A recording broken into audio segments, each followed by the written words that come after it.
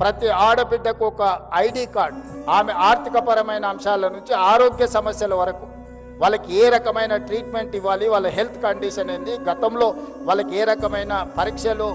వైద్య సహాయం అందించడానికి చేసిండ్రో ఒక్కసారి ఆ కార్డు ఇస్తే హాస్పిటల్కి వెళ్తే అంతకంటే ముందు ఏ రకమైన వైద్య సహాయం అందించిండ్రో వాళ్ళ వివరాలన్నిటి కూడా అందులో పొందుపరిచే విధంగా వాళ్ళకు ఒక డేటాబేస్ తయారు చేయాలి. ఈ రాష్ట్రంలో ఉన్న 1 కోటి మంది ఆడబిడ్డల యొక్క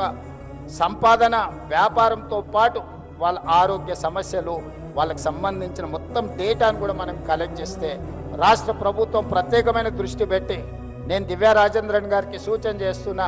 ఈ డేటాబేస్ కలెక్ట్ చేయండి, వాళ్ళ హెల్త్ చెకప్ చేయించండి, వాళ్ళ కంప్లీట్గా హెల్త్ ప్రొఫైల్ బిల్డ్ చేయండి. ప్రతి సంవత్సరం ఒకసారి వాళ్ళకు పూర్తి స్థాయిలో ఆరోగ్య పరీక్షలు చేయించగలిగినప్పుడు ఈ ఆడబిడ్డలకు వాస్తవంగా వాళ్ళ ఆరోగ్యం దెబ్బతిన కంటే ముందే మనం నియంత్రించవచ్చు. వచ్చిన తర్వాత వాళ్లకు వైద్య సహాయాన్ని అందించడం కాదు, వాళ్ళకు ఆరోగ్య సమస్యలు రాకుండానే ముందుగానే వాళ్లకు మనము ఆరోగ్యపరమైన సూచనలు చేయడమే కాకుండా అవగాహన కల్పించి